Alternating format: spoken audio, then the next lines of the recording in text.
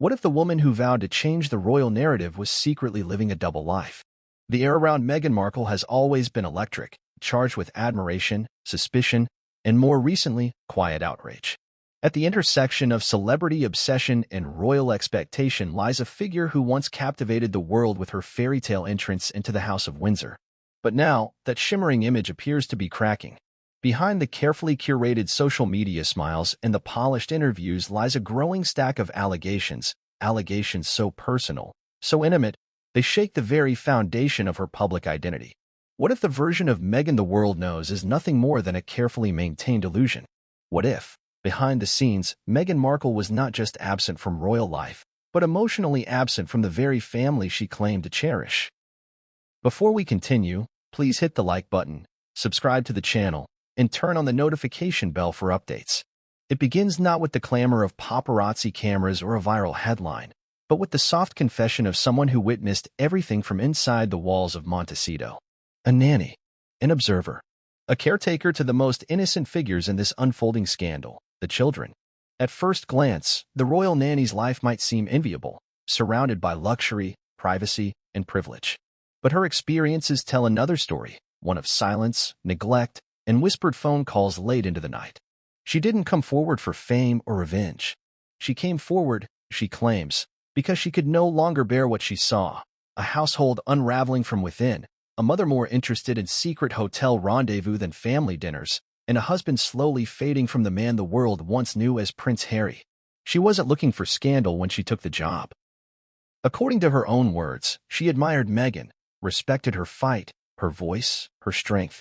But admiration quickly turned into confusion. Confusion into concern. And concern into disbelief. Meghan was vanishing more often. The children were asking where their mother was. And Prince Harry? He had become a shadow, a ghost of himself who walked the halls aimlessly, lost in thought and surrounded by secrets he couldn't quite put together. The nanny recounts the first time Meghan disappeared for 2 nights straight, leaving no word, no instructions. Just silence. A silence that was only interrupted when Meghan returned, hours after midnight, smelling of perfume not her own, face glowing with a smile that didn't reach her eyes. The nanny assumed it was stress, a fight, a disagreement between spouses.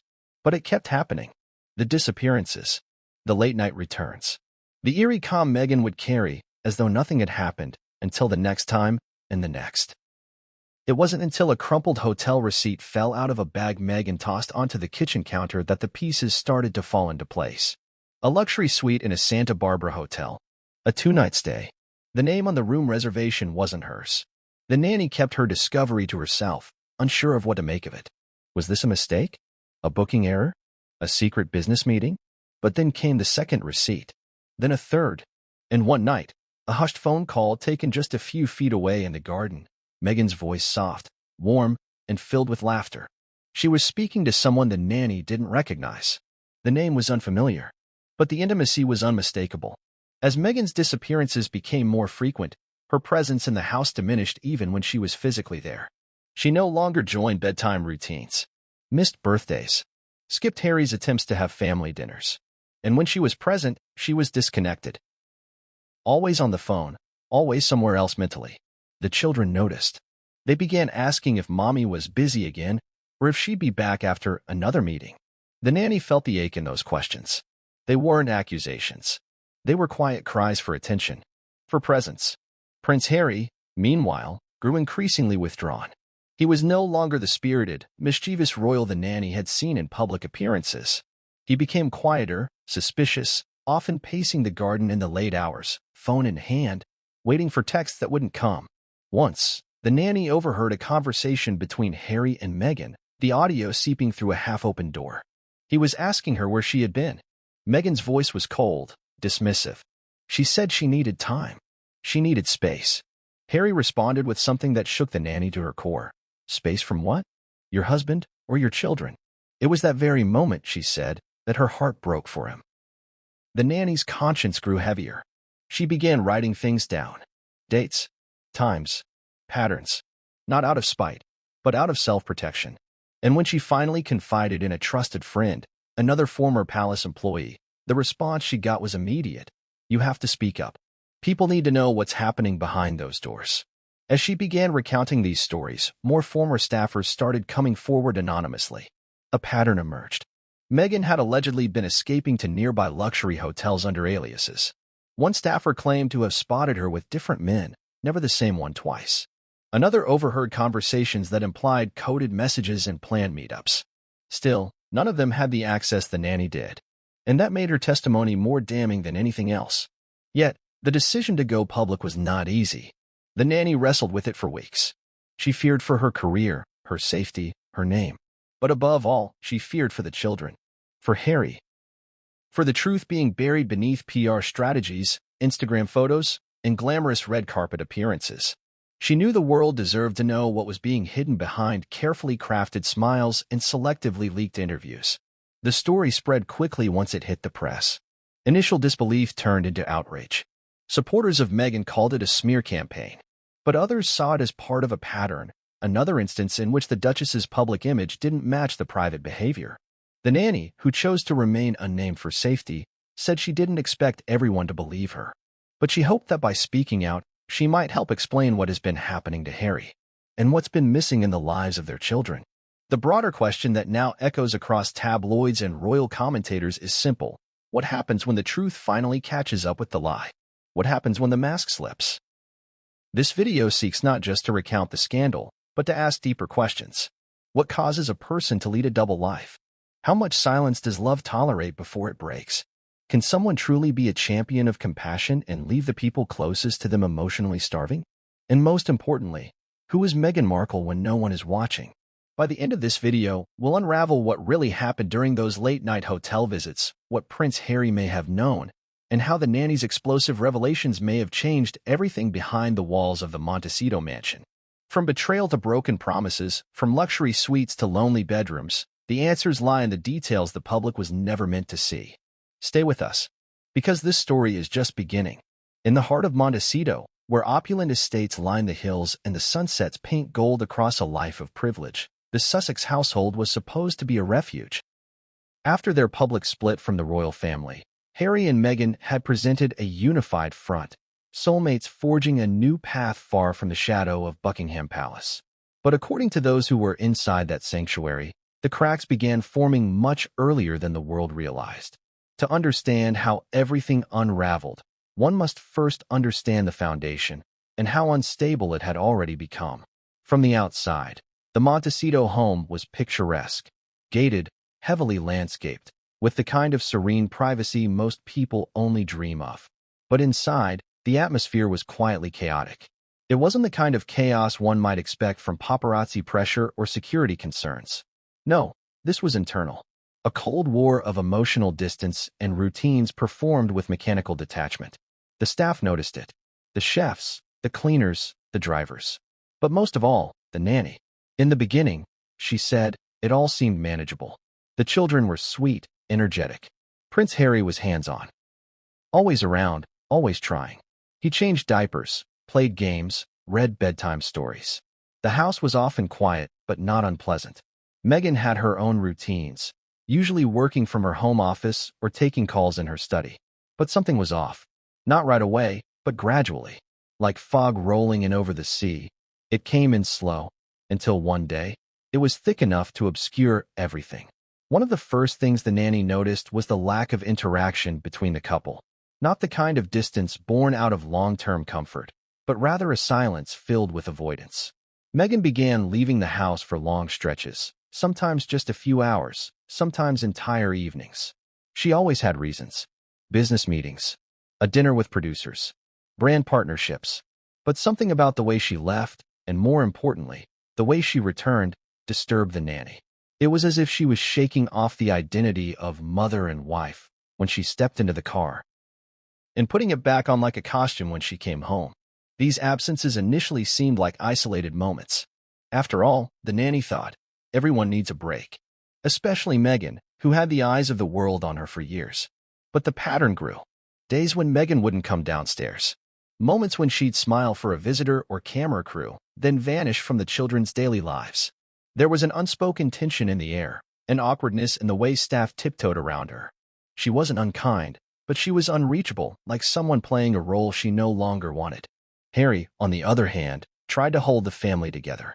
The nanny described him as exhausted but devoted. His love for his children was genuine and obvious. He took joy in small things, making breakfast, reading stories, building sandcastles in their expansive garden. But he was often alone in it. When he tried to include Meghan, her excuses felt like rehearsed lines. She'd glance at her phone, say she was late for a virtual call, or that she had to prepare for an upcoming event. Soon, even Harry stopped asking. The relationship between the couple shifted palpably. There was no shouting, no explosive fights. Just quiet detachment. The kind that eats away at connection. Meghan's room, once their shared bedroom, began to feel like her own world. Doors stayed closed more often. Staff were instructed not to knock during certain hours. Some days she didn't appear at all until evening, stepping out fully dressed, makeup perfect, like she was heading out for a premiere. The nanny grew suspicious not because of the time Meghan spent away, but because of the way she avoided the children. They'd ask for her. One of them had drawn a picture with a stick-figure family, one with a dad and 2 children. No mom. When the nanny gently asked why, the child replied, "She's always busy. She doesn't come." It was heartbreaking. A child so young, already understanding absence not just as a moment, but as a pattern. That's when the nanny began writing things down. At first, it was just to keep track, dates, times, names. But slowly, it became a journal of concern. She was recording a disconnect growing wider by the week. Meghan was spending more nights away. When she returned, she didn't smell like the household. There were traces of unfamiliar perfumes. On one occasion, the nanny helped Meghan unpack her overnight bag. Inside was a man's shirt, clearly not Harry's. When asked, Meghan laughed it off, saying it was for a fashion pitch she was working on. It didn't end there. One morning, the nanny overheard Meghan speaking on the phone in the driveway, leaning against her car, completely unaware she was being watched through a second-story window. The voice she used was soft, sultry, even. She twirled her hair, laughed, and ended the call with "Same place tonight?" It was brief, but it changed everything. Not long after, a driver from a private car service arrived, someone unfamiliar to the regular staff. Meghan left wearing sunglasses and a trench coat, head down. She didn't return that night, nor the next. When she did come back, it was nearly 4 a.m. The nanny had stayed up late with the youngest child, who was unwell. She saw Meghan come through the back door, shoes in hand, and slip upstairs without a word. At this point, Harry stopped asking. That, the nanny said, was the worst part. It was as if he had accepted that he was no longer part of Meghan's inner circle. He spent most of his time with the kids, occasionally on Zoom calls, but mostly alone. He took long walks, spoke less, ate quickly and quietly. His laughter, once so frequent and contagious, had become a rare sound in the halls. The house, despite its grandeur, had become a place of emotional starvation. There were rooms filled with luxury furniture, expensive art, the latest smart home technology, but no joy. The nanny began to dread her shifts. Not because of the children, they were lovely, but because she felt complicit. She was witnessing something unravel, and she felt powerless to stop it. What made it worse was the pretense outside the gates. Interviews where Meghan spoke about motherhood as her greatest joy. Instagram posts showcasing curated family moments. Appearances on red carpets where she glowed beside Harry, fingers laced together, eyes locked in what appeared to be genuine affection. But the nanny knew what happened the moment those cameras turned off. Harry would go home alone. Meghan would vanish again. There was a particularly painful day when Harry threw a small garden picnic for the kids. He had planned it all himself: blankets, tiny flags, peanut butter sandwiches cut into heart shapes. He invited Meghan. The nanny watched from a distance as he waited, glancing toward the house every few minutes. After nearly an hour, one of the children asked, "Is Mommy coming?" Harry smiled a weak smile and said, "She wanted to, but something came up."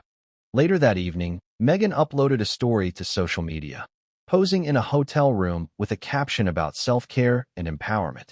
That was when the nanny began to understand. Something bigger was happening. This wasn't just a family in transition. This was something being hidden, something deeper. Meghan, once hailed as the future of the monarchy, had built a narrative around liberation, love, and self-discovery.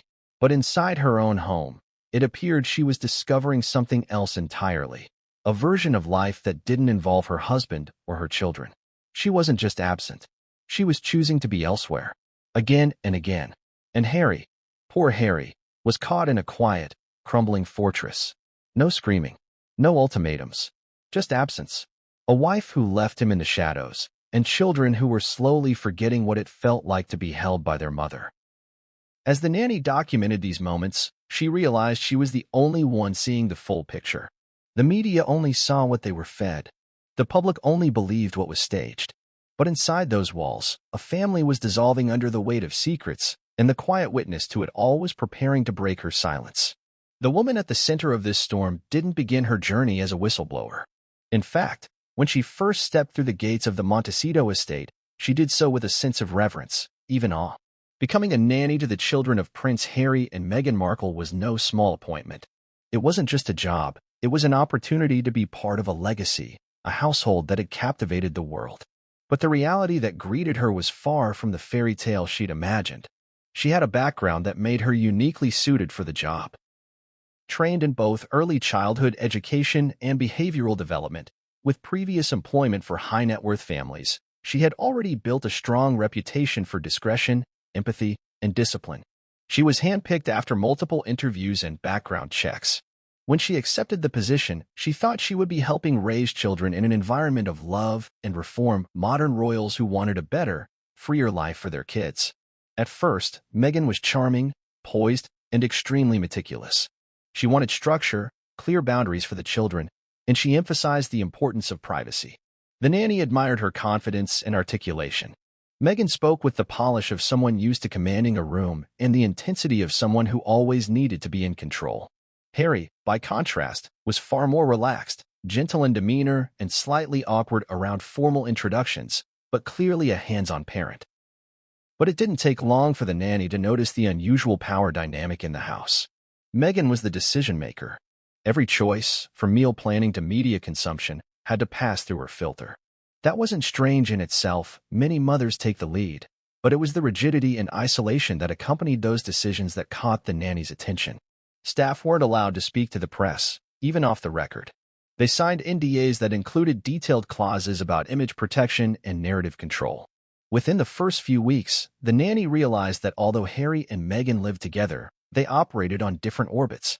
Meghan had a private driver, separate from the household team. She conducted calls late at night, often locked in her study. Her assistant was more involved in her day-to-day life than her husband appeared to be. Even the children's routines, while carefully planned, were often carried out by the nanny and Harry alone. Meghan rarely joined bath time, story time, or outdoor play. When she did, she was physically present but emotionally detached, responding to emails or scrolling through her phone while the children tried to get her attention. One particular moment struck the nanny deeply. The youngest child had drawn a simple crayon picture of the family: mom, dad, brother, sister. Everyone was smiling. The child beamed with pride and handed the picture to Meghan, who barely glanced at it before saying, "That's nice," and placing it face down on the table before continuing her conversation. The child's smile dimmed instantly. The nanny tried to fill the silence with encouragement, but the moment had already passed. The hurt lingered. Despite her concerns, the nanny remained professional. She reminded herself that everyone has bad days, and that public figures, more than most, live under crushing pressure. But then came the secrets. It started with one phone call. Meghan was in the kitchen late at night, the lights dimmed, whispering into her mobile while everyone else was asleep. The nanny had come downstairs for water and overheard Meghan laughing softly, saying, "Next time, no champagne. We'll stick to whiskey." There was a pause, and then a gentle giggle. "I'll be there in an hour." The next morning, Meghan was gone. A driver arrived early, and when asked, told the staff he had dropped her off at a luxury resort not far from Los Angeles. She didn't return until late the following day. This wasn't a one-time thing. Over the weeks, similar patterns began to emerge. Meghan would vanish overnight, sometimes for entire weekends, without any official explanation. Sometimes she claimed she was meeting with brand partners. Other times, she left no explanation at all. But the nanny began to piece together a disturbing pattern. Private hotel bookings, unlisted numbers in her call logs, clothes that didn't match her usual style, and most alarmingly, encounters with unfamiliar men. One such instance was particularly unforgettable. The nanny had mistakenly received a package addressed to Meghan, a room service receipt from a hotel in Santa Barbara. The order included 2 meals, a bottle of wine, and a note. "You're more beautiful in person. Can't wait for next time." The note wasn't signed, but the implication was chilling. The nanny tucked the receipt away, unsure of what to do. If she confronted Meghan, she'd be accused of snooping. If she told Harry, the risk of being fired and discredited was too great. So she did nothing. For the moment, despite the emotional toll, the nanny continued with her work. The children were innocent in all of this, bright, full of love, and unaware of the complexities surrounding them. Harry, too, grew more dependent on the nanny. He'd often ask for her opinion on the children's well-being. He shared his worries that they were growing up too fast, or that they might someday feel the pressure of their names without understanding why. The nanny offered him support, but inside, she was breaking. She saw a man unraveling. A father trying to hold his family together with bare hands while the woman he loved seemed to be living an entirely different life. One evening, Harry tried to plan a surprise dinner for Meghan. He cooked with help from the chef, arranged candles, and even asked the nanny to dress the children in their nicest outfits so they could all dine together. He was hopeful, smiling in that way people do when they're trying not to hope too much. Meghan never came home. The meal sat untouched. Harry, shoulders slumped, excused himself after an hour and retreated to his study. The children ate without understanding. The nanny tucked them into bed and cried when she was alone. Still, she didn't break her silence. What changed everything was a slip of paper. A printed itinerary Meghan had accidentally left in her handbag, which she tossed aside near the nanny while rushing out the door. The document outlined several dates and times, hotel names, and what appeared to be meeting codes. It read more like a secret schedule than a professional calendar. At the bottom, in handwritten script, was a note: "No contact. Leave phones in car. Use back entrance." That night, the nanny made her decision. She couldn't ignore it anymore. But going public wouldn't be easy. She'd have to gather everything she knew, ensure it was credible, and brace for the backlash. She spoke to a trusted former palace advisor, who confirmed some of the nanny's suspicions. Whispers of Meghan's mysterious disappearances weren't new. Rumors had floated among insiders for over a year, but no one had proof. Now, the nanny had timelines, locations, receipts, witness behaviors. Her story wasn't based on hearsay, it was lived experience. She wasn't motivated by revenge. She wasn't angry. She was heartbroken.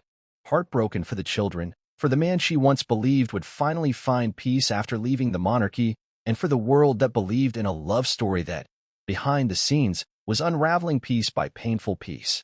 There is a certain loneliness that comes from knowing the truth in a world that prefers the lie.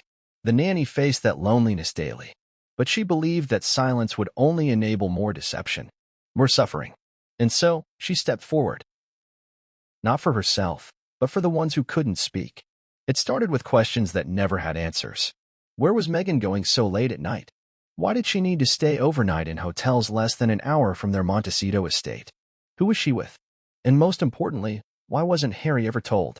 The nanny, now hyper-aware of every movement in the house, began noticing the routine Meghan followed when she was preparing for one of her mysterious disappearances. It was always the same. She'd spend hours getting ready longer than usual. She'd try on multiple outfits. She'd spend significant time on the phone, often speaking in a hushed, flirty tone, smiling in a way the nanny hadn't seen directed at Harry in months. And then she'd vanish, leaving behind no explanation, no emergency contact number, no schedule, and worst of all, no maternal concern about the children she was leaving behind. On one of these nights, the nanny decided to stay up and wait. Hours ticked by as she listened to the quiet rhythm of the house. Harry pacing in his study, the children breathing softly in their sleep, and silence from Meghan's room. By 1 a.m., the security logs confirmed Meghan had left the property. Not through the main gate, not in a family vehicle, but through a back entrance, with a car she'd ordered herself. That night, the nanny felt something change in her. What was once suspicion turned into certainty. Meghan wasn't going to brand meetings. She wasn't meeting with directors or charity board members. She was leaving under cover of night to see someone or multiple someones, and she was doing it in a way that reeked of deliberate concealment. The next day, while changing the linens in Meghan's room, the nanny found something that solidified her fears. A hotel room key card, still active, and a folded note tucked inside her vanity drawer. The note read, "Room 912. Ask for Oliver. No front desk check-in." The handwriting was rushed. unfamiliar. The kind of message passed quickly between two people trying not to leave a trail. The nanny photographed the note discreetly and placed it back exactly where she found it. That evening, Meghan returned, looking relaxed, radiant, and unusually upbeat. She said nothing about where she had been. She barely acknowledged the children.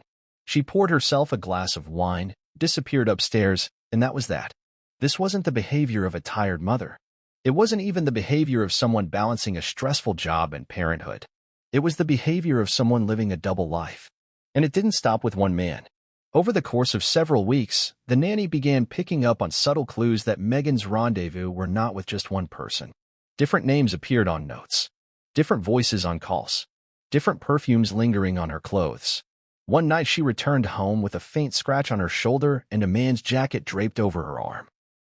When asked by the staff if she was okay, she brushed it off with a smile and said, "Just got caught in the thorns outside the hotel." The nanny noted that there were no thorn bushes at the hotel Meghan claimed she had visited. She had checked. One of the most disturbing instances happened when Meghan accidentally left her phone unlocked on the kitchen counter. It buzzed with a message, "Last night was unforgettable. Let's do Thursday." There was no name, just a number. But what followed were several unsent drafts in the Notes app, clearly written by Meghan, possibly meant to be sent to different recipients. Some were flirtatious. Others were more explicit. But one stood out above all. They don't suspect a thing. He's so busy with the kids in his book, he barely notices I'm gone. That line hit the nanny like a freight train. If true, Meghan wasn't just emotionally distant. She was actively manipulating the situation to her advantage, deliberately distancing herself while creating the illusion of family unity. Meanwhile, Harry remained in the dark, pouring his energy into fatherhood and his memoir, seemingly oblivious to the reality unraveling behind his back. The next time Meghan left, the nanny followed. She didn't follow in the literal sense. There were cameras, security, too many risks. But she made a call to a contact she had in hotel management from her previous job. The hotel Meghan visited regularly was known for discretion, but sometimes old favors meant more than policies. Her contact confirmed it. Meghan had booked the same room, room 912, multiple times in the last 6 weeks, always under different pseudonyms, and never alone. When asked whether Harry had ever been seen checking in with her, the answer was swift, never once. But she's had male guests join her. More than once. Not the same one every time. The pieces of the puzzle were finally fitting together, and the picture they revealed was devastating. Meghan Markle, the Duchess of Sussex, the advocate for women's empowerment and mental health, the image of grace and reform, was allegedly leading a second life, one of secret hotel visits, fleeting affairs, and a growing emotional distance from her husband and children. And no one knew. Except the nanny. This knowledge became a burden. The nanny began to feel the weight of silence pressing on her chest. She was caring for children who were asking where their mother was, comforting a man who was slowly unraveling, and walking past a woman who smiled at the cameras while allegedly breaking her family apart in the shadows. It was unbearable. Even more alarming were the sudden mood shifts Meghan began to display. When home, she was either dismissive or irritable. She had little patience for the children and almost none for Harry. Her temper would flare at small inconveniences. Once, she snapped at the nanny for folding the children's clothes too crisply, saying it made them look like servants. Another time, she threw a family portrait frame across the room after discovering Harry had placed it beside the children's play area. "I don't want them worshipping the past," she muttered. The nanny, who once respected Meghan as a modern force and a centuries-old institution, now saw a woman completely detached from the family she once fought to be part of. The Meghan she witnessed daily bore no resemblance to the public figure praised for her grace and vulnerability. This was someone else entirely, cold, methodical, and elusive. And the worst part? No one outside those gates had a clue. Every time Meghan posted a motivational quote about self-care, the nanny saw the irony. Every time she was interviewed about choosing love, the nanny clenched her fists. Behind those affirmations and photo ops was a woman who allegedly abandoned her family nightly to indulge in a secret life. The world didn't see the late-night returns, the hollow looks exchanged over breakfast, the children reaching out to a mother who didn't reach back. But the nanny did.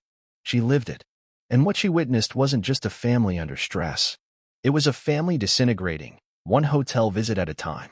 Prince Harry had always been the royal family's wild child, the one who played with danger, who rebelled against protocol, who grieved in public and private with the weight of a fractured past. But to the nanny, Harry was something else entirely. He was a man desperately trying to outrun the legacy of his lineage while building a new one with the woman he loved. Except now, it seemed like the person he'd left it all for was slowly slipping through his fingers. In those early months after the Sussexes settled into their Montecito home, Harry exuded a sense of cautious optimism. He was a hands-on father, eager to be involved in every detail of his children's lives. He built Lego sets with them, helped with arts and crafts, read them bedtime stories with voices for every character.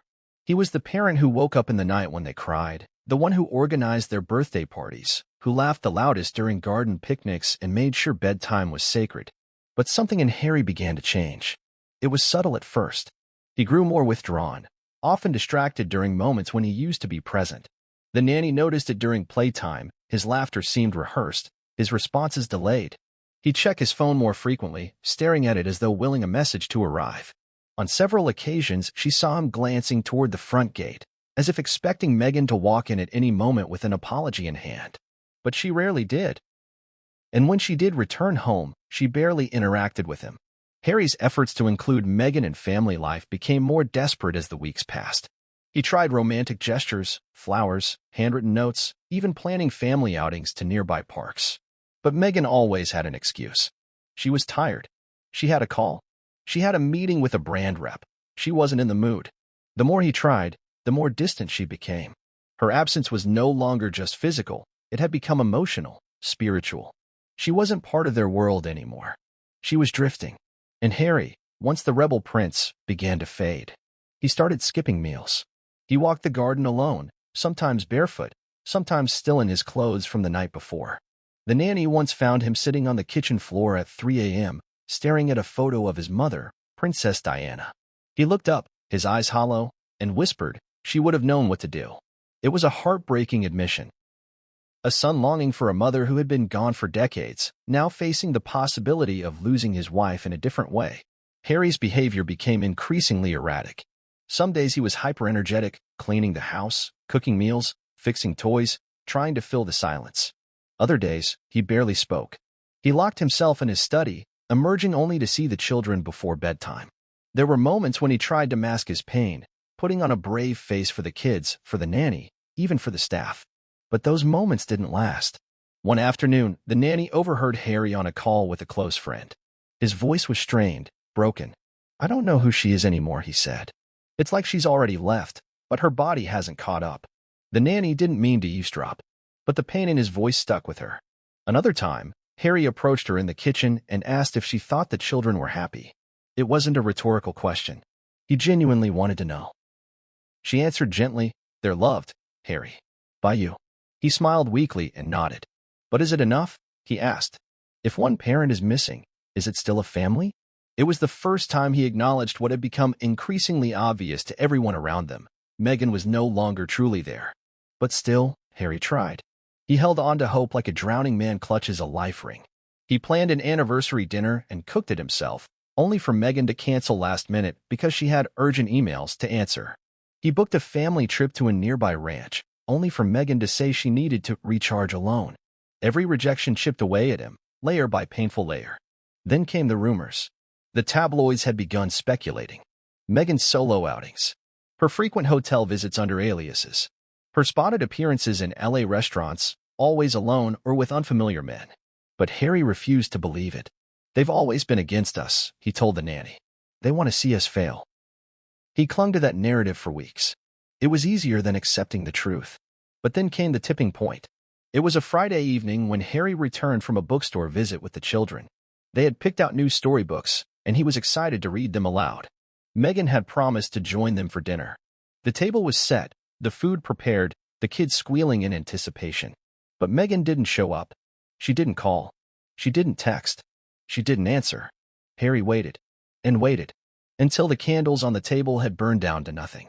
The nanny saw him sitting there, the children asleep in their chairs, the food untouched. He looked up, eyes glazed, and said softly, I can't keep pretending she's coming back. From that moment on, something shifted. Harry stopped asking where Meghan was.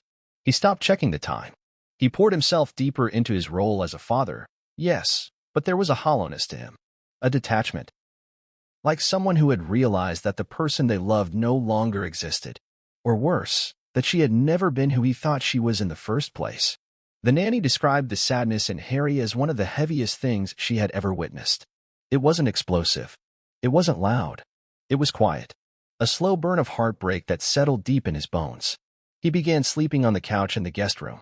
Meghan, on the rare nights she returned home, went straight to her separate bedroom. Their communication became transactional. "The kids need this. We have a meeting Tuesday. I'll be away for a few days." There were no more "I love yous." No more shared glances. No more warmth. Even the children began to notice. One morning, the oldest child asked Harry, "Why doesn't Mommy want to eat with us?" Harry smiled, that same sad smile he had perfected, and said, "She's very busy, darling." But the child wasn't convinced. "She doesn't look busy when she's on her phone," they said. And the truth hung in the air like smoke. The nanny knew Harry was nearing a breaking point. He began asking questions he never would have dared ask before. "Do you think she's seeing someone? Do you think she regrets marrying me? What if she never really wanted this?" But the question he asked most often, and the one that broke the nanny's heart every time, was this: "Do you think my children will blame me one day?" Harry had sacrificed everything, his title, his homeland, his identity, for a dream that was now slipping through his hands like sand. And as his wife vanished into nights filled with secrecy and betrayal, he remained behind, holding on to the fragments of a family that had already begun to dissolve. This wasn't just a broken marriage. It was a quiet tragedy. A man abandoned not by circumstance, but by the very person he had once believed was his salvation. The children, as young and innocent as they were, became the silent witnesses to a mother's slow vanishing act. They didn't understand the intricacies of betrayal, nor could they articulate emotional neglect. But they could feel it. And in a household as fractured and tension-filled as the one they inhabited, even the smallest changes became glaring over time. To the nanny, who spent more time with the children than either parent on some days, the signs were impossible to ignore. It began with simple questions. "Where's Mommy? Why didn't she tuck us in? Is she still mad at us?" They were soft-spoken, hesitant questions. Children don't accuse. They search. They look for reassurance. And the nanny, committed to shielding their fragile minds, answered gently, always trying to cushion the truth. "Mommy's working hard. She's a little tired today. She'll read to you next time." But as the lies stacked, so did the confusion. The children began adjusting their expectations. They stopped waiting at the top of the stairs in the evenings. They stopped preparing drawings for Meghan or saving stories to share with her. Eventually, they stopped asking altogether. And that silence, more than anything, told the nanny everything she needed to know. One morning, the youngest child refused to eat breakfast. The nanny tried coaxing gently, but the child was quiet and distant. Finally, in a barely audible voice, they said, "I had a dream Mommy left and didn't come back." The nanny's throat tightened. She knelt down and said, "But she's still here." The child looked up, wide-eyed and solemn, and replied, "No, she's not." The absence wasn't just about missed meals or bedtime stories. It was emotional, spiritual. Meghan had begun to behave more like a guest than a mother. Occasionally dropping in, sometimes offering a hug, more often checking her phone or disappearing into her private room. She had removed herself from the natural rhythm of the family. She didn't know which child had nightmares. She wasn't aware one of them had started stuttering when nervous. She missed a school event that Harry had rearranged his entire day to attend. She forgot a birthday. On the rare occasions she did interact, it felt strained. Once, when one of the children showed her a painting they had worked on for hours, she smiled for a second, then said, "That's lovely," without looking up from her tablet. The child walked away without a word. The nanny found the painting later, tossed under a pile of toys, already torn at the edge. The contrast between Harry and Meghan was glaring. Harry was emotionally available, patient, and tender. He remembered details. He celebrated the small victories. Like when one child learned to tie their shoes or when the other said, "Thank you," without prompting. Meghan, on the other hand, had become a phantom. Present in title, absent in role. Even the household staff, sworn to discretion, began to speak in careful whispers. They noticed the same things. Meghan's long absences. Her cold demeanor. Her increasing detachment from family duties. One staff member, a housekeeper, confessed to the nanny that she hadn't seen Meghan speak directly to the children in nearly a week. "She walks past them like they're furniture," she said. This emotional withdrawal began to manifest in the children's behavior. One became more clingy with the nanny, refusing to let go during nap time. The other began throwing tantrums, something they had never done before. When asked what was wrong, the answer was always the same. I want mommy. Not Meghan. Mommy. The concept of what she was supposed to be. The nanny tried to fill the gaps. She doubled down on affection, attention, routine. She played the role of comforter, of teacher, of emotional anchor. But there were moments even she couldn't mend. Like the time the children made paper crowns for family night, a tradition Harry had started. They had made one for themselves, one for Harry, and one for Meghan. Meghan never showed. The crown they had made for her remained on the table, untouched. That night, Harry wore it in her place. The children laughed, and for a moment, everything felt normal. But the nanny saw the look in Harry's eyes. Behind the smile was sorrow. Behind the crown was defeat. Children don't always understand the complexities of adult behavior, but they understand presence. They know when someone loves them, and they know when someone doesn't care enough to show up. Over time, the emotional gap Meghan left behind became a chasm. It wasn't just that she missed bedtime stories or meals. It was that she seemed uninterested in the most defining years of her children's lives. When they needed affirmation, she gave them absence. When they needed consistency, she gave them evasion. The nanny watched this unfold daily, a mother drifting further and further from her children, and children shrinking inward in response. The damage wasn't just immediate. It had long-term implications. The nanny worried deeply about their emotional development. She saw the early signs: withdrawal, insecurity, a hunger for attention. She documented it all, not for revenge, but for protection. If ever questioned, she wanted to ensure the truth had been preserved somewhere, somehow. Because the world saw polished Instagram photos and red carpet smiles. But the real story was happening in hushed rooms and tearful nights. There was a particularly heart-wrenching night when the youngest child had a nightmare and woke up screaming for their mother. The nanny rushed in, held the child, comforted them. But they pushed away gently and said, "Not you. I want mommy." The nanny sat beside the child's bed for hours until sleep returned. Meghan, just one door away, never came. Even when confronted gently about her absence, Meghan would deflect. "They're fine," she would say. "You're overthinking." Once, when Harry begged her to spend more time with them, she snapped, "Don't guilt me into being someone I'm not." That sentence stayed with the nanny, not because of its harshness, but because of its honesty. It confirmed what she had feared. Meghan didn't want to be there. Not truly. Not in the way children needed their mother to be. Her priorities lay elsewhere, in a world of glamour, control, and personal gratification. The family she had built was no longer her focus, and the children she had brought into the world were becoming collateral damage in her silent departure. The nanny knew that no PR team, no photo shoot, no interview could repair the kind of hurt being planted inside those young hearts. She did her best to shield them from the truth.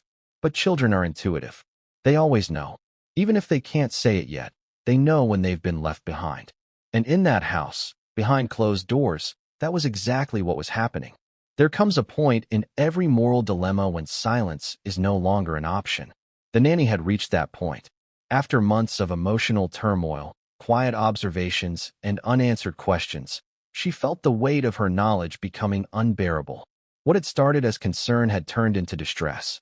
What she had initially assumed was the stress of fame and royal escape had now revealed itself to be something much more troubling. A sustained pattern of abandonment, secrecy, and deliberate deception. The decision to speak up wasn't immediate. It came gradually, layered by every unanswered question from a child, every lie passed off as a scheduling conflict, every late-night return marked by unfamiliar perfume and tired excuses. The tipping point was not a dramatic explosion, but a quiet realization: the children deserved better. Prince Harry deserved clarity. And the truth, no matter how inconvenient or uncomfortable, needed to be told. It began with a journal. Not the type one might keep for nostalgia, but a meticulous, fact-driven, time-stamped account of every concerning incident she had witnessed. She documented Meghan's absences, where she claimed she was going versus where she was actually spotted. She logged the number of days spent away from home. She recorded overheard conversations, receipts found tucked away in pockets, expressions on the children's faces when their mother didn't show up for family night again. Each page of her private log was evidence not for court, but for conscience. The nanny's greatest fear wasn't exposure or legal repercussion. It was disbelief. In a world where Meghan Markle had carefully cultivated her public image as a feminist icon, a devoted mother, and a humanitarian voice for the voiceless, Who would believe a staff member daring to challenge that? But despite the risk, the guilt of remaining silent had grown louder than any potential consequence. And it was with that courage, not vengeance, that she began preparing to expose the truth. Her first step was reaching out to someone she trusted implicitly, an old colleague who had once worked at Kensington Palace before stepping away from royal service altogether.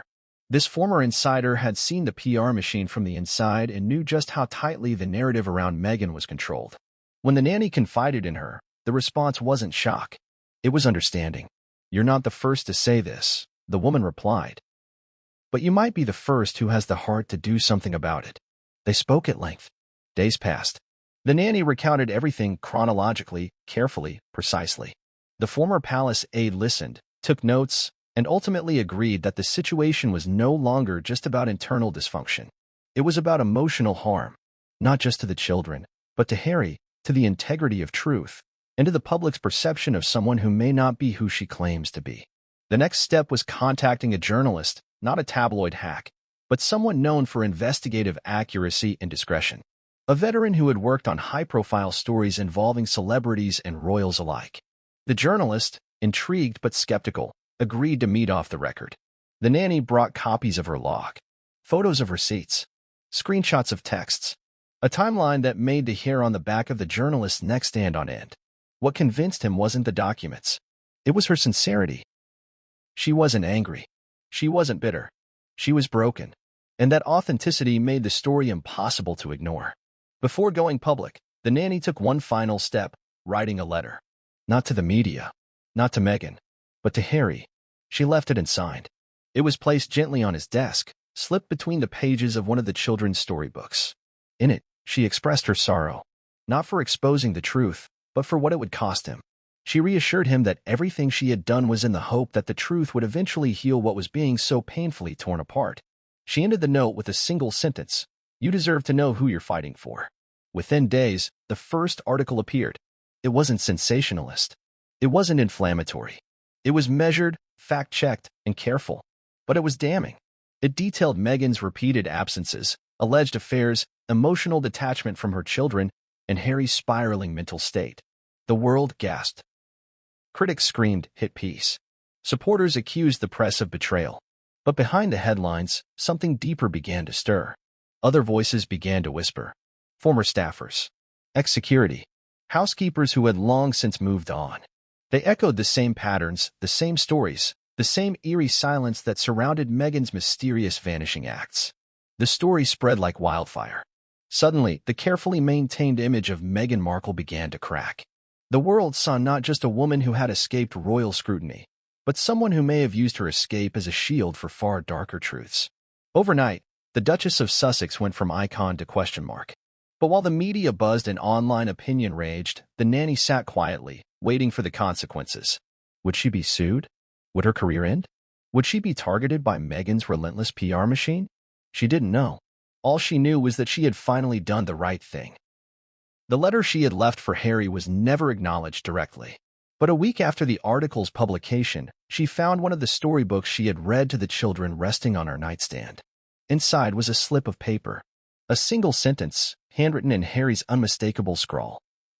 "Thank you for loving them when someone else wouldn't." She cried that night, not out of regret, but out of release. The silence was broken. The truth was out.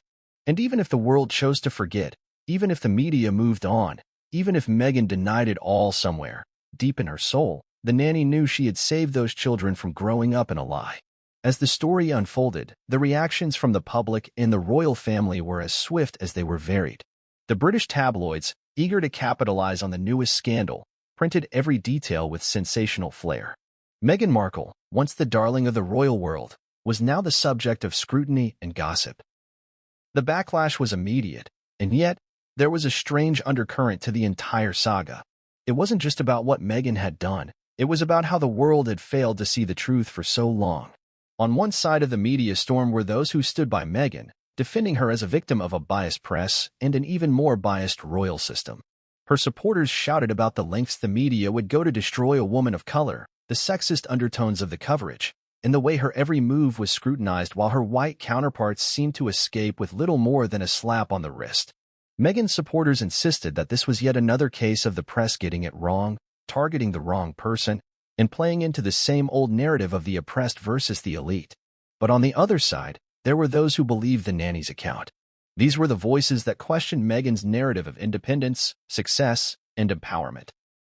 These people were skeptical of the carefully curated image Meghan had worked so hard to maintain. They pointed to the details that the nanny had provided: Meghan's late-night disappearances, her emotional detachment from Harry, her neglect of her children, and they wondered whether the woman they had once held up as a beacon of modern feminism was, in fact, a woman who was betraying the very people she had promised to protect. The public split into factions, each with its own viewpoint on the situation. But the biggest shock came from within the royal family itself. It wasn't just the British press that was feeling the heat, it was Buckingham Palace. The royals had watched the events unfold with growing unease. What had started as whispers in the corridors of Kensington Palace now had an undeniable weight. The royal family had always prided itself on its public image, on its reputation for duty and dignity. But Meghan's secret life, as exposed by the nanny, threatened to shatter everything they had worked for. There were calls for transparency, for accountability, and for action. Behind closed doors, King Charles and Queen Camilla were said to be in shock. Charles, who had always been an advocate for his son, found himself in a difficult position. His own son, Prince Harry, was clearly heartbroken, trapped between a wife who seemed more interested in her own life and career than her family and a royal system that had rejected him. In private discussions, King Charles allegedly expressed deep concern for his son's emotional well-being. But there was little he could do. Meghan's behavior was beyond the control of the royal family. Princess, and ever the pragmatic royal, was reportedly furious. While her public comments were diplomatic, sources close to her revealed her true feelings. Meghan's actions, in Anne's eyes, were a betrayal of everything the royal family stood for, and had long been the embodiment of royal duty. Her sense of responsibility and discipline were unwavering. To her, Meghan's disregard for her family and the institution was not just a personal matter, it was a public disgrace, and was reportedly infuriated by the way Meghan had manipulated the media, playing the role of the victim while neglecting her own responsibilities as a mother and wife. In contrast, Prince William and Kate Middleton remained largely silent. They had seen firsthand the toll that the media could take on a family. But as much as they sympathized with Harry, they also understood that family loyalty was essential. William, ever the heir, was concerned about the long-term ramifications of Meghan's actions. Kate, too, was reportedly upset by Meghan's behavior, but she chose to focus on the children, ensuring that their lives were as unaffected by the scandal as possible. As the weeks passed, the media storm surrounding Meghan Markle only grew louder. The story of the nanny's revelations gained traction across the world, with new details surfacing every day. Meghan, who had once been so controlled in her image, now found herself at the mercy of the press. The carefully constructed persona of the compassionate, selfless mother began to unravel, and with it, the trust of her supporters. In public, Meghan remained composed. She appeared at charity events, making speeches about empowerment and equality. But her eyes were no longer the same. They were tired, haunted by the weight of the secrets that had come to light. In private, she was said to be struggling with the fallout.